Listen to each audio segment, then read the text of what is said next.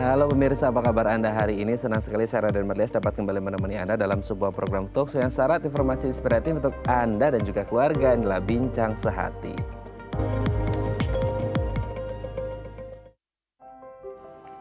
Ya pemirsa, pernah nggak Anda mendengar penyakit plantar fasciitis seperti itu ya? Nah ini adalah peradangan yang terjadi pada plantar fascia atau jaringan yang ada di bawah telapak kaki kita seperti itu ya. Ini terjadi peradangan karena adanya tekanan yang terlalu berat seperti itu ya di jaringan di bawah telapak kaki kita. Meskipun ini bisa terjadi pada siapapun, tapi lebih banyak kasusnya terjadi pada mereka yang berusia di atas 40 tahun. Nah inilah topik yang akan kita bahas hari ini, yaitu kenali plantar fasciitis. Namun sebelum kita membahas tema kita hari ini, kita akan membahas terlebih dahulu beberapa fun fact olahraga yang baik untuk menurunkan berat badan. Apalagi kalau sekarang mungkin lagi banyak WFH, banyak makan, banyak tidur, nggak banyak gerak gitu ya.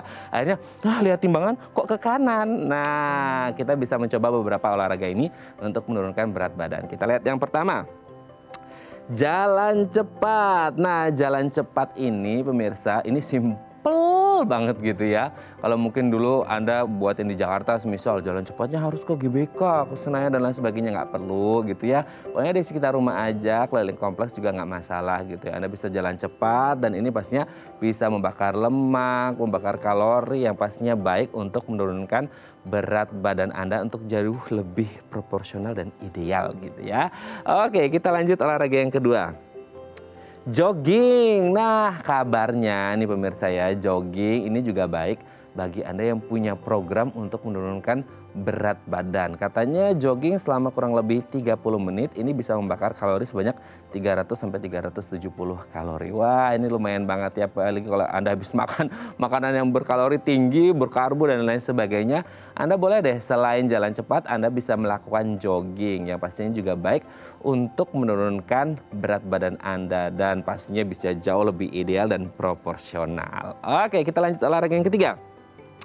Bersepeda. Nah ini adalah salah satu olahraga yang banyak digandrungi oleh masyarakat kita selama pandemi ini. Mungkin selama PPKM darurat nggak boleh dulu ya pemirsa ya.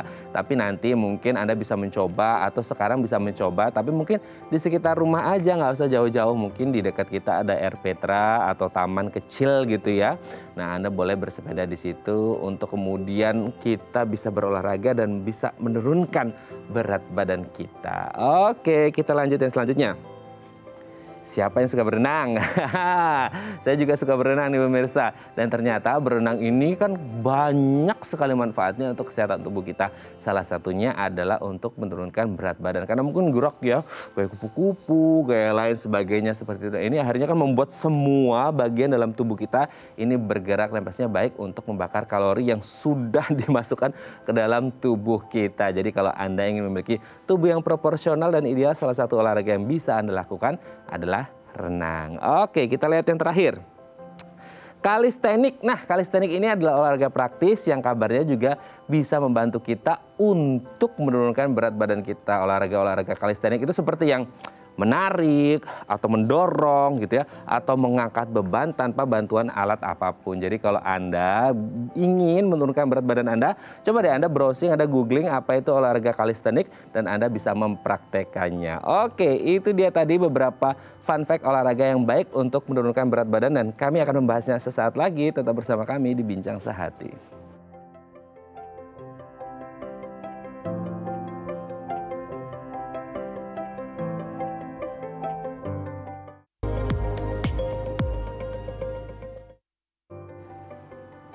Baik, Anda masih bersama kami di Bincang Sehati. Tadi di segmen sebelumnya pemirsa, kita sudah membahas beberapa olahraga yang baik gitu ya untuk menurunkan berat badan kita. Mungkin Anda bertanya-tanya olahraga apa aja sih yang baik untuk menurunkan berat badan. Nah, untuk membahasnya telah tersambung bersama kami dengan salah satu dokter favorit kita ini, Dr. Michael Triangto SPKO, spesialis kedokteran olahraga. Selamat pagi Dr. Michael, apa kabar? Selamat pagi pemirsa. Semoga semua sehat-sehat saja ya. Amin. Amin. Semoga Dr. Michael dan keluarga juga sehat-sehat terus ya dok ya. Oke dok, hari ini kan mungkin salah satu permasalahan di masa pandemi ini atau mungkin sekarang PPKM darurat gitu ya. Banyak orang yang akhirnya nggak kemana-mana, WFH, banyak nyemil, banyak makan, nggak banyak gerak, gitu kan, nggak olahraga karena excuse-nya adalah kan nggak bisa ke gym, gymnya tutup, nggak bisa olahraga, akhirnya mau nggak mau timbangan ngarahnya ke kanan nih dok, gitu kan. Nah akhirnya banyak bermasalah dengan berat badan. Nah kita akan membahas beberapa olahraga yang kabarnya baik untuk menurunkan berat badan dok. Yang pertama adalah jalan cepat. Ini efektif nggak dok untuk menurunkan berat badan? Gimana nih dok? Ya, jadi tadi juga Mas Raden telah menyebutkan beberapa jenis olahraga untuk penurunan berat badan. Pada dasarnya adalah olahraga-olahraga yang bersifat aerobik itu bagus karena akan membantu kita dalam melakukan metabolisme, meningkatkan metabolisme sehingga berat badan bisa turun. Terutama dalam hal ini yang diturunkan adalah kadar lemak di dalam tubuh. Dalam hal jalan cepat adalah olahraga terbaik. Ya. Jadi dibandingkan dengan yang lain, ya, ini yang terbaik. Kenapa? Karena dapat digunakan oleh semua usia, semua kelompok, semua yang sebelumnya mempunyai problem, semua yang malas olahraga itu dapat menggunakan jalan cepat ini. Ya. Namun nih, ya. Olahraga ini mempunyai kekurangan, yaitu rasa bosan.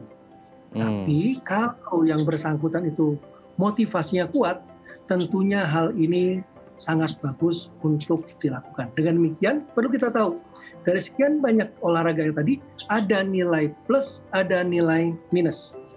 Nah, yang paling cocok untuk kita, nah kita harus mengetahui kondisi tubuh kita pada saat ini sehingga dapat kita tempatkan. Oh, saya mau olahraganya nih jalan cepat saja, atau saya mau yang lain. Kira-kira begitu, Mas Raden. Oke. Dok, ini kalau kita berbicara tentang jalan cepat atau ya sejenis jalan gitu ya dok ya. Kan sekarang mungkin banyak teman-teman kita karena mungkin gym tutup dan lain sebagainya banyak yang memanfaatkan olahraga jalan ini. Entah jalan biasa ataupun jalan cepat seperti itu. Sehingga sekarang banyak tuh teman-teman yang sharing di status WA atau Instastory-nya. Itu mereka jalurnya kemana aja jalannya gitu ya. Terus ambil foto gitu kan. Nah pertanyaannya itu dok, apakah ada standar detak jantung yang ideal ketika orang melakukan jalan kaki itu, entah jalan cepat atau jalan yang lain? Maksudnya, apakah semua ini sama, ada standarnya, idealnya berapa detak jantungnya, misal habis jalan 30 menit, atau sebenarnya beda-beda orang, beda-beda jumlah detak jantungnya nih gitu dok? Ya, betul sekali. Jadi kita di dalam dunia kedokteran olahraga, kita mengenal yang namanya itu training zone. Jadi berapa heart rate atau denyut jantung kita pada saat kita berolahraga. Bila mana kita ingin menurunkan berat badan, justru kita tidak perlu berat. 50-70% dari denyut jantung maksimal. Itu sudah cukup buat kita untuk meningkatkan metabolisme lemak tubuh kita. Ya, dengan demikian, 50-70% dari denyut jantung maksimal. Denyut jantung maksimal rumusnya yang paling mudah adalah 220 dikurangi usia dalam tahun. Ya, jadi bila mana usia 20, 220 kurang 20 ada 200, nah tinggal 50% dan 70% dari 200 kali denyutan per menit. Nah, tinggal di-adjust kepada setiap orang. Karena setiap orang itu unik. Setiap orang mempunyai tingkat kemampuan, tingkat kesehatan, tingkat kebugaran yang berbeda. Nah, disitulah kita akan bermain. Bukan seperti yang Mas katakan, oh ini jalurnya harus muter, oh ini harus sampai di sini. Tidak, kalau kita sudah sampai pada denyutan 70% tadi, kita harus memperlambat atau kita harus berhenti. Kira-kira begitu. Oke ya, semoga ini bisa membantu teman-teman di luar sana yang kayaknya masih bingung ini detak jantungnya atau denyutnya ini normal atau enggak. Nanti bisa pakai rumusnya dari Dr. Michael tadi ya pemirsa ya. Oke, kita lanjut olahraga yang kedua dok, jogging. Nah kalau jogging ini ideal nggak nih dok untuk membuat ya tubuh menjadi lebih good in shape gitu dok, gimana nih? Kalau jogging itu mempunyai keuntungannya adalah, kelebihannya adalah dia tidak membosankan. Ini lebih wajib latihannya. Dengan demikian, bila mana seseorang sudah berhasil menurunkan berat badan secara signifikan dengan cara jalan cepat tadi, dia boleh meningkat. Tingkatkan intensitasnya menjadi jogging. Namun ada negatifnya atau kurangnya. Jogging ini tidak baik bagi penderita nyeri lutut atau yang kita biasa kenal sebagai osteoartritis. 20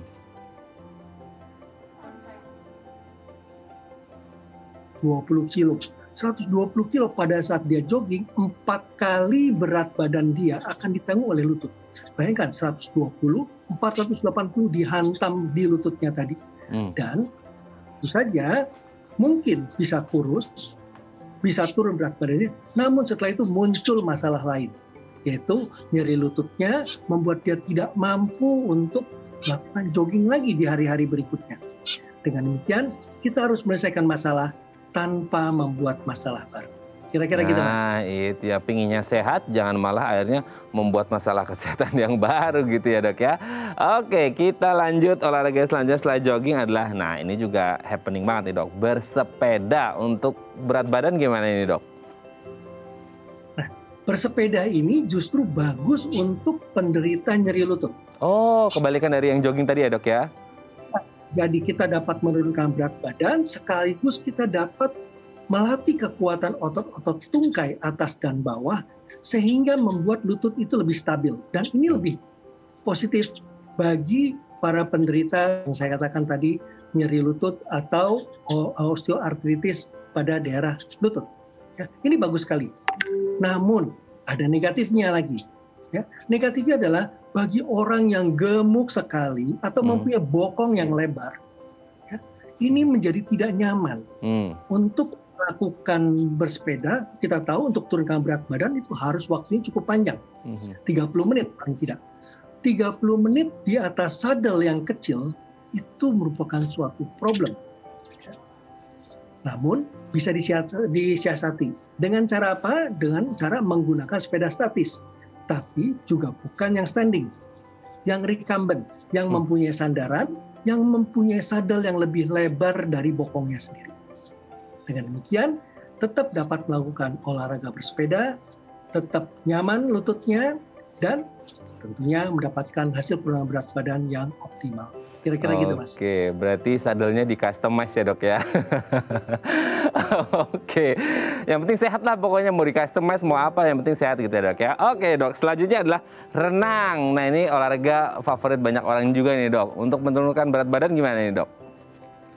Nah, berenang juga bagus untuk orang-orang yang obes atau kelebihan berat badan, sulit bergerak, termasuk yang nyeri lutut tadi. Mengapa? Karena pada saat di dalam kolam ada gaya angkat dari air yang membuat kita memiliki berat atau bobot tubuh yang lebih ringan. Dengan demikian lebih memudahkan kita untuk bergerak. Ya. Dengan demikian ini bagus untuk yang pemula-pemula.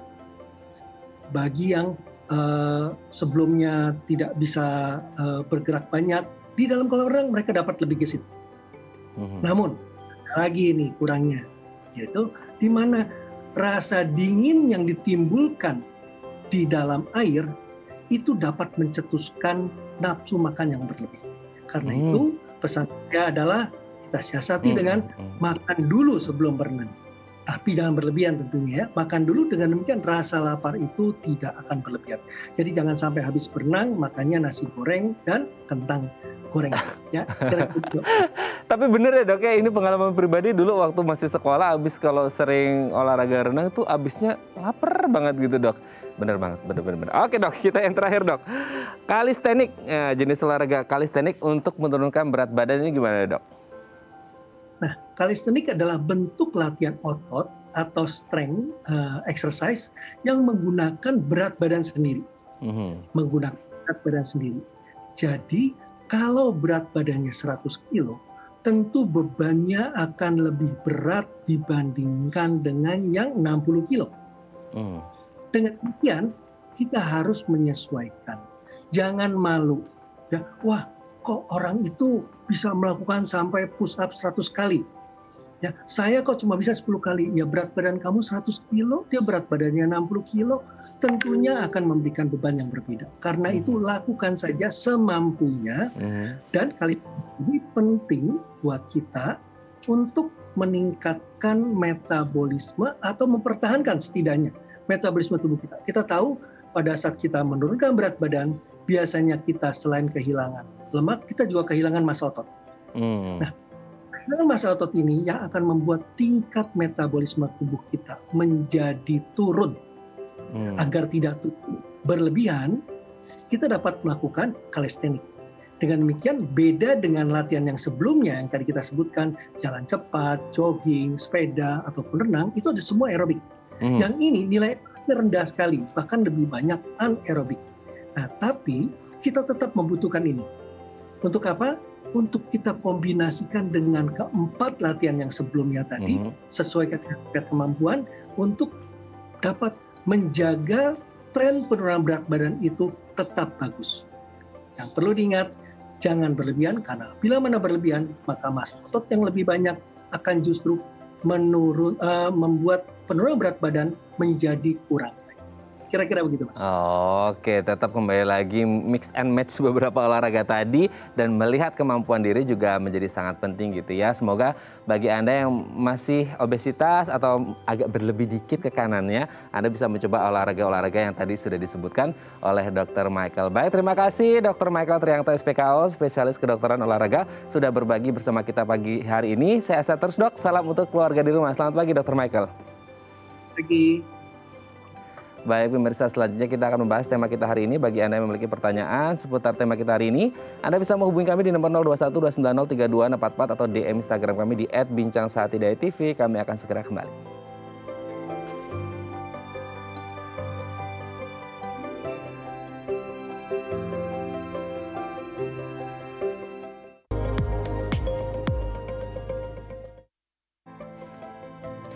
Baik, Anda masih bersama kami di Bincang Sehati dan kita masih membahas tema kita hari ini, kenali plantar fasciitis. Bagi Anda yang memiliki pertanyaan seputar tema kita hari ini, Anda bisa menghubungi kami di nomor 0212903244 atau DM Instagram kami di @bincangsahatidayatv. Nah, untuk membahasnya telah tersambung bersama kami di sambungan Zoom dengan Dr. Niko Raga SPOT, spesialis ortopedi dan traumatologi dari Rumah Sakit Cinta Kasih Seci Cengkareng. Selamat pagi, Dr. Niko, apa kabar? Selamat pagi, apa kabar? Baik, sehat selalu. Oh, baik-baik juga ya, Dok ya. Semoga kita semua sehat-sehat selalu dan pandeminya segera usai gitu ya, Dok ya. Amin. Oke, Dok, hari ini kita akan membahas salah satu penyakit yang mungkin kalau istilah medisnya kita sebagai orang awam agak kurang familiar nih, Dok. Plantar fasciitis seperti itu. Nah, sebenarnya yang dimaksud dengan plantar fasciitis ini apa sih, Dok? Jadi plantar fasciitis ini adalah peradangan pada tumit. Jadi orang awam biasanya lebih keluhannya, dok sakit di tumit dok gitu. Nah, peradangan ini terjadi pada bagian yang kita sebut namanya fascia. Jadi dia seperti bukan ligamen, dia seperti band gitu yang menghubungkan antara tumit dengan pangkal jari-jari kaki gitu. Di daerah tumit itu karena rangsangan segala macem, nah dia jadi teriritasi dan radang. Oke, radang kan kalau kita sebagai orang awam, ini tolong koreksi kalau salah ya Dokter Niko ya. Ini kalau kita pikirnya radang kan biasanya mungkin apa ya, inflamasi kan, peradangan agak ada sensasi, mungkin ada panas-panasnya atau nyeri-nyerinya. Tapi sebenarnya kalau untuk plantar fasciitis ini sendiri di tumit itu yang dirasakan apa sih, Dok? Maksudnya radang di tumitnya itu yang dirasakan entah nyeri, pegel atau mungkin cenut-cenut bahasa orang awamnya lah gitu, Dok. Ini yang terjadi yang kita sebagai orang awam bisa ngerasain ini, oh ini plantar fasciitis nih, Dok, gitu, Dok.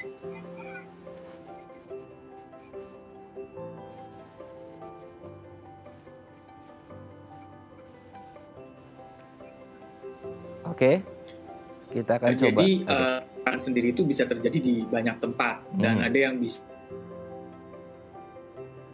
menjadi sakit gitu loh. Ya, tapi itu juga bisa disebabkan hal lain seperti karena infeksi segala macam, itu bisa.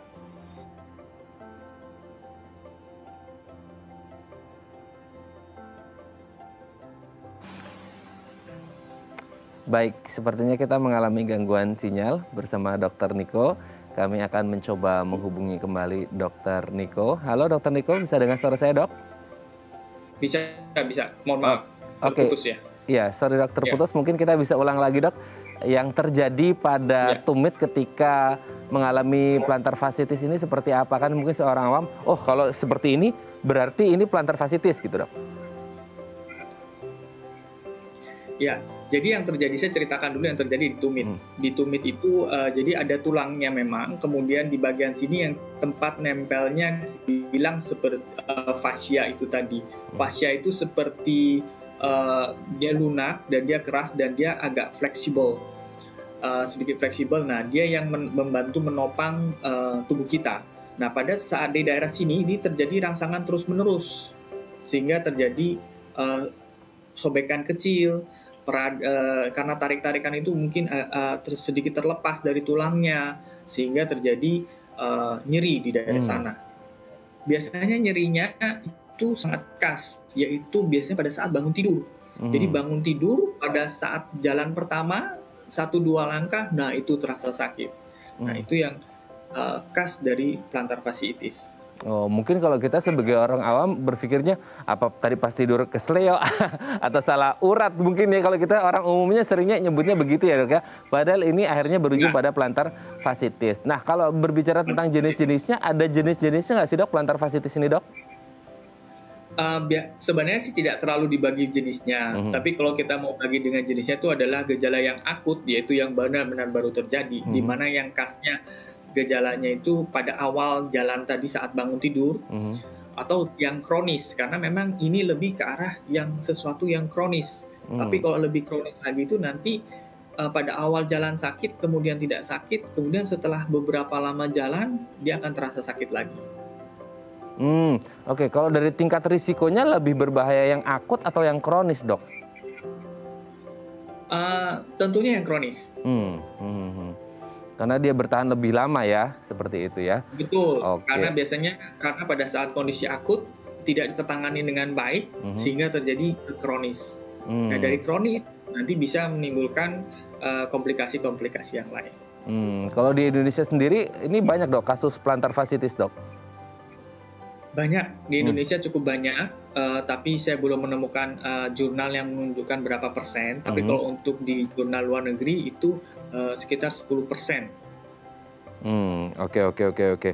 Nah, kemudian kalau kita berbicara tentang, mungkin ini ada hubungannya dengan tadi di bahasan sebelumnya dengan Dr. Michael, pengaruh beban tubuh kita atau disebut dengan berat badan ini juga pengaruh nggak sih? Karena kan kita tahunya kalau plantar fasciitis kan ini tekanan dok, ada tekanan di jaringan telapak kaki kita. Nah kalau kita ngomongin tekanan kan berarti sesuatu yang menekan dari atas dan itu pasti adalah tubuh kita seperti itu. Nah apakah ada hubungannya dengan mereka-mereka yang memiliki berat badan mungkin agak berlebih seperti itu dok, atau enggak sebenarnya ada faktor risiko yang lain sebenarnya gitu dok?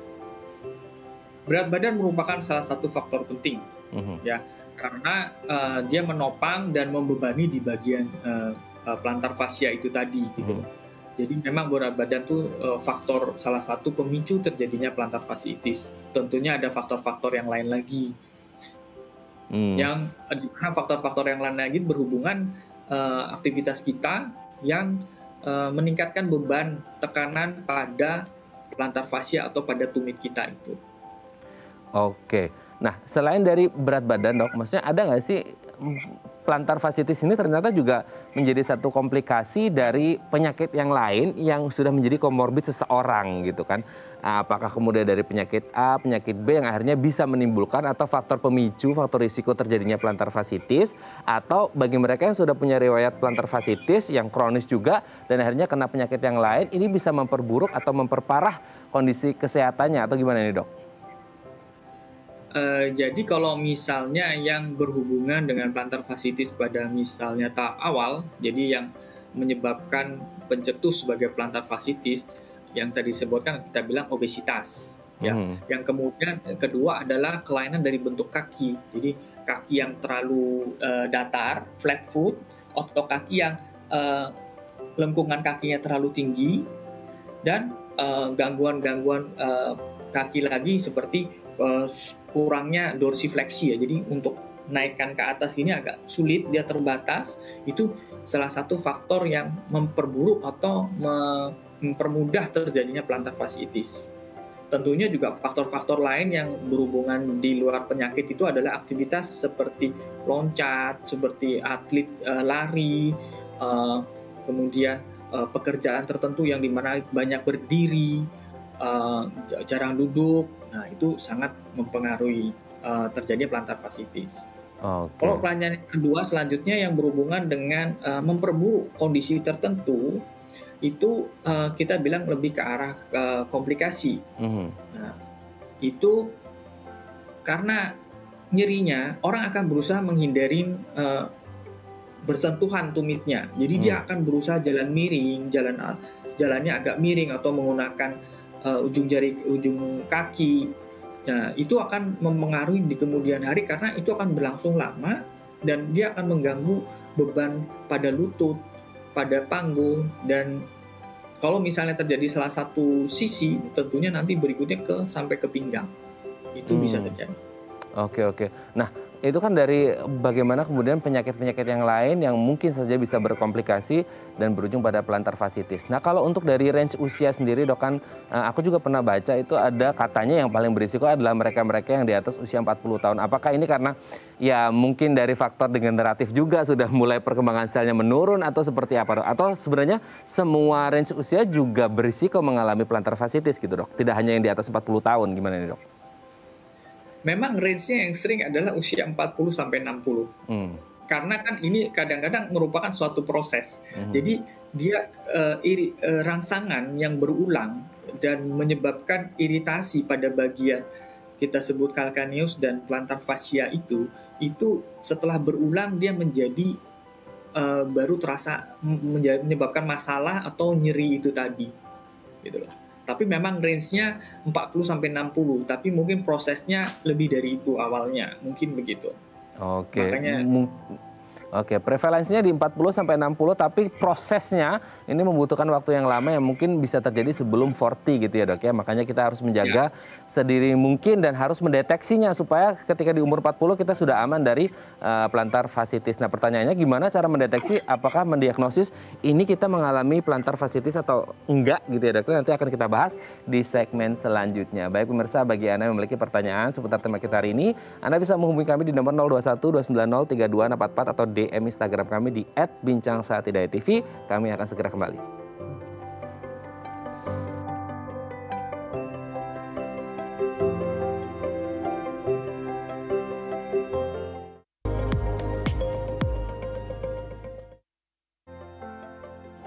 Baik, Anda masih bersama kami di Bincang Saati dan kita masih membahas tema kita hari ini, kenali plantar fasciitis. Bagi Anda yang memiliki pertanyaan seputar tema kita hari ini, Anda bisa menghubungi kami di nomor 0212903244 atau DM Instagram kami di @bincangsaatidayatv.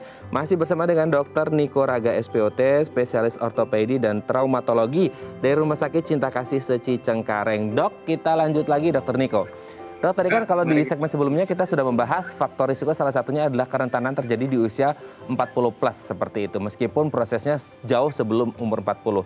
Nah, sebelum kita mendeteksi, gimana cara mendeteksinya, aku mau tanya dulu, selain usia, gaya hidup seperti itu, Dok ya, terus kemudian jenis kelamin itu juga pengaruh nggak sih, Dok? Mana mungkin yang gaya hidup seperti ini yang rentan, atau jenis kelamin, salah satu jenis kelamin entah pria atau wanita yang juga rentan, atau gimana, Dok? Kalau yang pertama kita mulai dengan jenis kelamin. Kalau jenis kelamin kalau disebutkan sih sebenarnya laki perempuan sama saja. Tetapi memang pada kenyataannya yang saya alami juga ada beberapa artikel yang menyebutkan pada perempuan lebih rentan. Dan untuk berhubungan dengan gaya hidup itu lebih ke arah penggunaan sepatu yang tepat dan aktivitas. Jadi penggunaan sepatu itu tidak boleh terlalu empuk, tidak boleh terlalu keras, jadi harus pas. Kemudian bentuk sepatunya harus sesuai dengan bentuk bentuk permukaan kaki, jadi mengikuti begitu. Itu yang berhubungan dengan gaya hidup. Kalau faktor lain lagi yang berhubungan itu adalah mungkin dengan aktivitas yang seperti berdiri terus-menerus, mungkin pekerjaannya begitu, jarang duduk. Kemudian untuk olahragawan yang seperti balet, di mana banyak aktivitas yang menggunakan kaki, pelari maraton yang jaraknya jauh-jauh. Nah, itu yang berhubungan dengan plantar fasciitis. Oke, dok tadi kan menyebut perempuan lebih berisiko gitu ya dok ya. Nah sekarang kan mau nggak mau ya perempuan mereka kadang-kadang kan berbicara ya beauty is pain gitu kan, dan mereka harus menggunakan high heels gitu kan. Bahkan ketika mereka menggunakan high heels harus naik tangga ke kantor gitu ya, atau naik tangga ke satu tempat atau lokasi tertentu.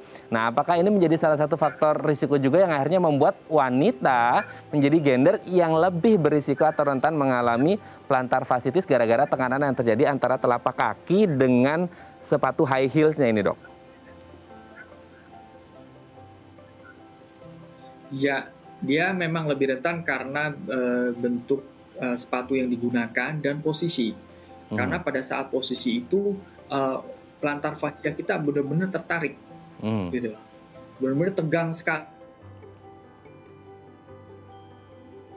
Waktu lama, nah itu lebih merangsang terjadinya inflamasi yang kita sebut dengan plantar fasciitis di bagian tumit. Oke ya, jadi mungkin bisa dipertimbangkan ulang, tapi kalau tuntutan pekerjaannya kita tidak bisa bicara apa-apa ya dok ya. Oke, dok sebelum kita lanjut, ini ada DM Instagram dari pemirsa Bincang Sehati dok, aku bacakan ya. Ini dari @siskawati. Dok, saya hamil 7 bulan lebih, tapi badan terasa nyeri terutama pada telapak kaki ketika dibuat jalan. Itu kenapa ya dok ya, gimana solusinya? Hamil 7 bulan lebih, badan nyeri, apalagi pas telapak kaki lagi buat jalan. Nah ini kayaknya permasalahan mungkin banyak ibu hamil ya, atau gimana ya dok? Ya, coba jawab. Jadi kalau pada saat ibu hamil tentunya kita sudah tahu bukan masalah obesitas, tapi terjadi peningkatan berat badan. Makanya tekanan pada daerah tumit akan bertambah. Yang kedua, pada ligamen dan fascia di sekitar itu, ya itu yang mencetuskan terjadinya itu. Nah, untuk apa yang bisa dilakukan adalah tentunya kita dari dokter ortopedi biasanya coba dengan istirahat, coba dengan icing, dikompres dingin, ya, kemudian juga dengan stretching. Oke, semoga ini bisa menjawab pertanyaan Bu Siska, salah satunya dengan stretching juga gitu ya. Jadi nggak langsung berdiri langsung jalan, mungkin kaget juga gitu ya. Jadi mungkin bisa bergerak dulu sedikit-sedikit, stretching, pemanasan, habis itu dimulai jalan stretching kan. Di kaki, di mata kaki, di betisnya juga. Oke, supaya tidak kaget gitu ya dokter Niko ya. Oke, semoga bisa menjawab pertanyaan dari Ibu Siska, dan sehat terus untuk Ibu Siska dan juga bayinya ya.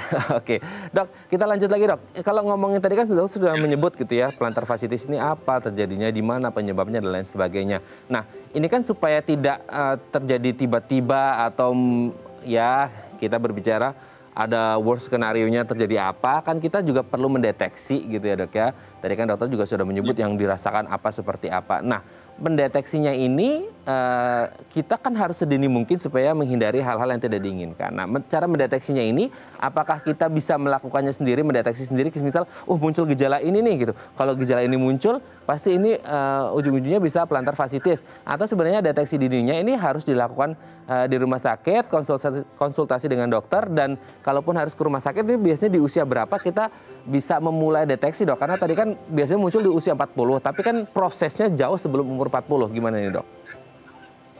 Jadi untuk deteksi awal sih menurut saya cukup sulit dilakukan ya, dalam arti apakah nanti begini akan ke plantar fasciitis gitu loh. Jadi maksudnya mungkin temuan begini, temuan begitu, nah itu kita tidak temukan memang pada awal-awal. Yang diingat adalah pasien-pasien atau orang-orang dengan faktor-faktor tersebut, maksudnya yang resiko yang saya sebutkan tadi seperti obesitas, pekerjaannya, terus sepatunya bagaimana, gaya hidupnya bagaimana, atau mungkin sudah ada masalah dengan kelainan kaki yang cenderung misalnya flat foot lah. Nah, itu mereka harus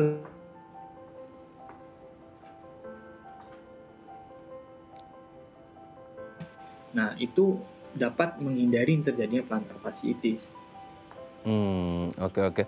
Dan kan memang cara mendeteksinya tadi dokter sebutkan memang tidak ada yang terlalu spesifik bahwa ketika ini akan berakhir pada plantar fasciitis kan. Semua masih serba kemungkinan dan memang harus dicek berkelanjutan dengan dokter untuk mengetahui apakah ini nanti ujung-ujungnya ada ke plantar fasciitis atau tidak. Tapi dok, dengan kondisi seperti ini kan akhirnya banyak yang bahasnya tebak-tebak buah manggis nih dok gitu ya. Untuk tahu apakah ini akhirnya plantar fasciitis atau tidak. Nah, kalaupun akhirnya itu bukan plantar fasciitis ya kita bersyukur itu bukan plantar fasciitis. Tapi ketika orang berpikir, ini kayaknya bukan plantar fasciitis, yang ternyata kalau didiagnosis secara medis itu adalah menuju ke plantar fasciitis. Pertanyaannya, apa yang akan terjadi, the worst skenario-nya ketika orang mengalami plantar fasciitis dan mereka tidak menyadari itu dan akhirnya berlarut-larut sampai di tingkat yang jauh lebih parah, dok. Apa yang bisa terjadi yang paling fatal? Yang paling fatal yang sudah saya sebutkan tadi, yaitu berupa komplikasi.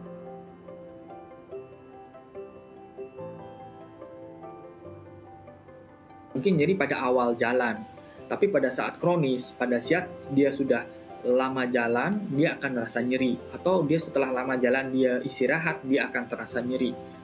Nah, kenapa timbul lagi komplikasi? Itu karena mungkin dia tidak menyadari dan dia menerima keadaan itu, tapi dengan menghindari jalan dengan tumit.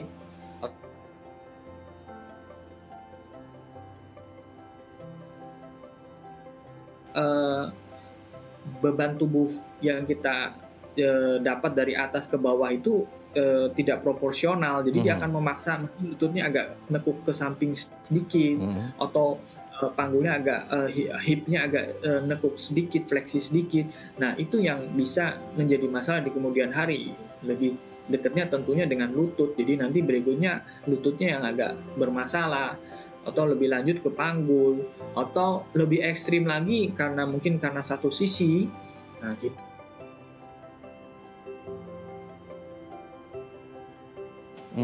Oke. Dok, berarti setelah kemudian beberapa hal tadi yang sudah terjadi, mungkin kita berbicara masalah komplikasinya. Nah, ketika memang orang sudah mengalami plantar fasciitis gitu ya dok ya, dan mau nggak mau ini kondisinya mereka udah nggak bisa jalan lagi dan nyerinya sangat luar biasa gitu ya. Ya akhirnya kan mau nggak mau tidak bisa diselesaikan di rumah nih dok. Mau nggak mau mereka harus ke rumah sakit dan dirawat, mendapatkan perawatan intensif. Nah pertanyaannya, ketika orang mengalami yang sudah di titik mereka nggak bisa ngapa-ngapain lagi harus ke rumah sakit, yang dilakukan tindakan biasanya untuk menangani plantar fasciitis ini seperti apa dok? Apakah tindakan operasi atau yang lain sebagainya dok? Jadi untuk plantar fasciitis ini 90% mungkin kita bisa atasi tanpa operasi. Ya. Nah, tentunya untuk gejala awal, kalau memang pasien sudah ada mengalami gejala, itu gejala awal yang kita lakukan yang tadi saya bilang, kita akan lakukan icing, resting, sama stretching. Nah, bila ini tidak berhasil, tentunya disarankan untuk konsultasi ke dokter. Nah, dengan itu nanti apa yang kita lakukan di rumah sakit, kita lihat. Kita bisa bantu dengan obat anti nyeri, anti inflamasi, kemudian dengan fisioterapi, bisa lebih lanjut dengan kita bilang namanya night splinting, jadi pada saat malam hari kakinya dipasang alat tertentu, kemudian bisa juga dengan sepatu khusus. Itu hal-hal yang bisa kita lakukan. Nah, setelah beberapa itu kita coba dalam waktu 3-6 bulan itu masih nggak bisa, kita bisa pertimbangan juga untuk suntik, injeksi di daerah itu, atau mungkin terapi lain.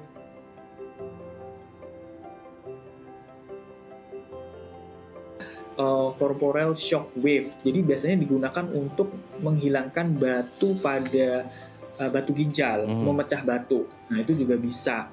Kemudian bisa lagi dengan ultrasound, dan yang terakhir tentunya adalah operasi. Tapi untuk operasi lebih ke arah alternatif terakhir gitu.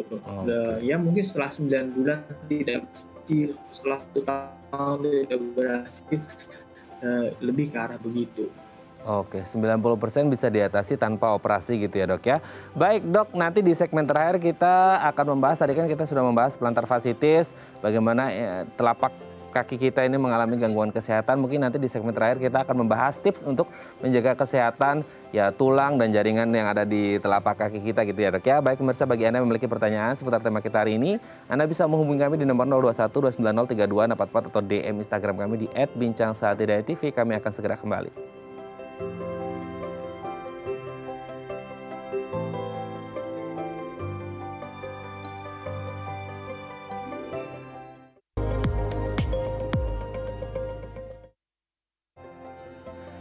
Anda masih bersama kami di Bincang Sehati dan kita masih bersama dengan Dr. Niko Raga SPOT, spesialis ortopedi dan traumatologi dari Rumah Sakit Cinta Kasih Seci Cengkareng.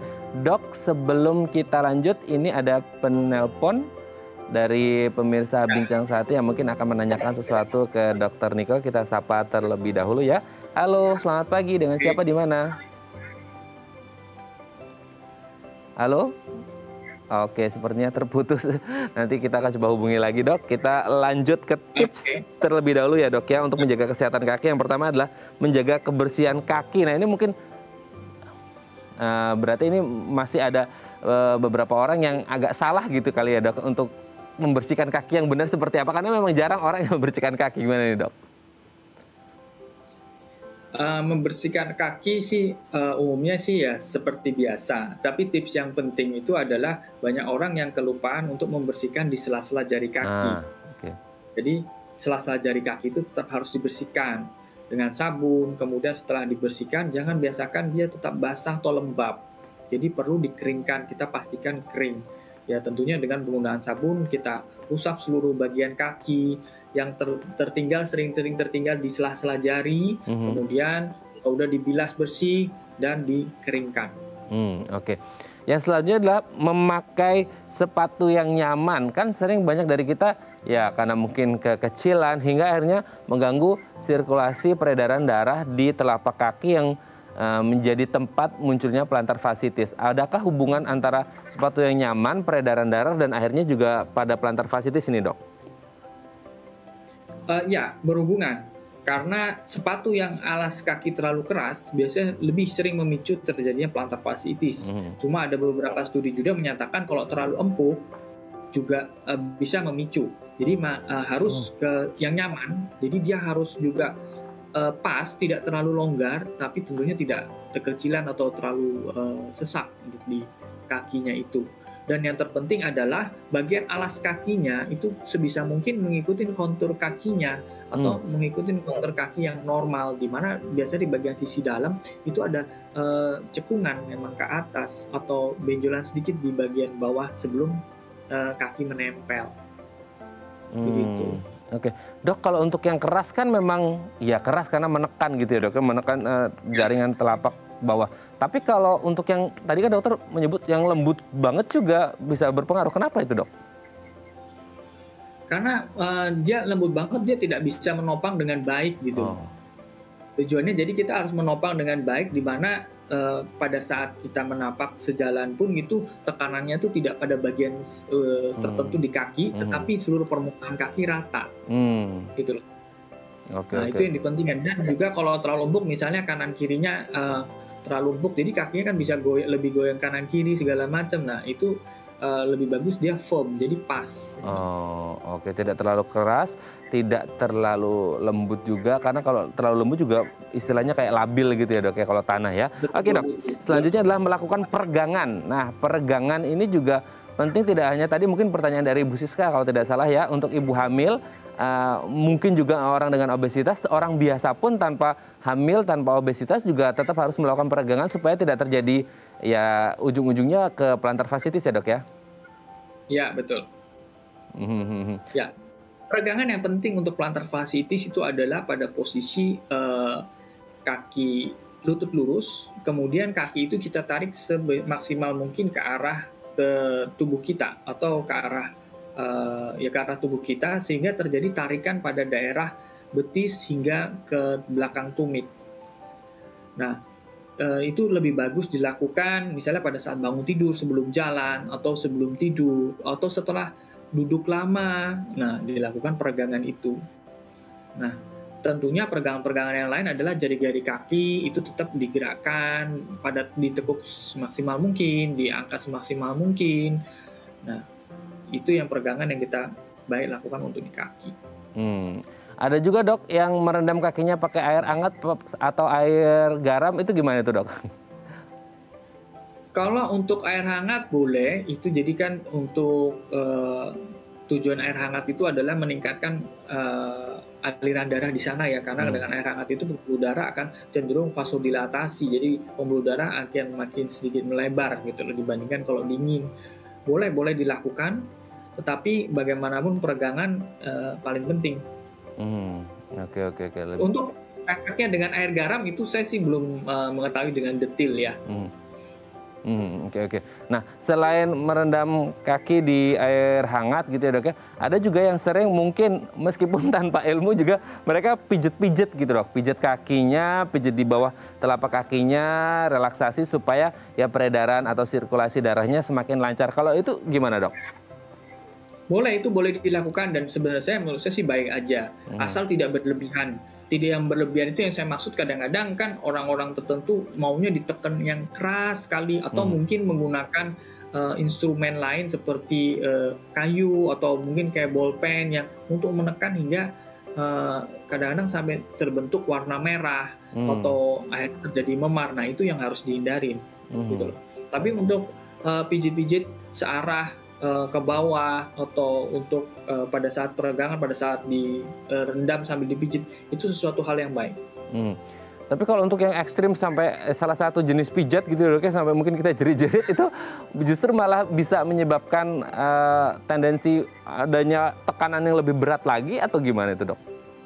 Betul, itu yang saya harapkan dihindarin kalau pijit yang terlalu berat.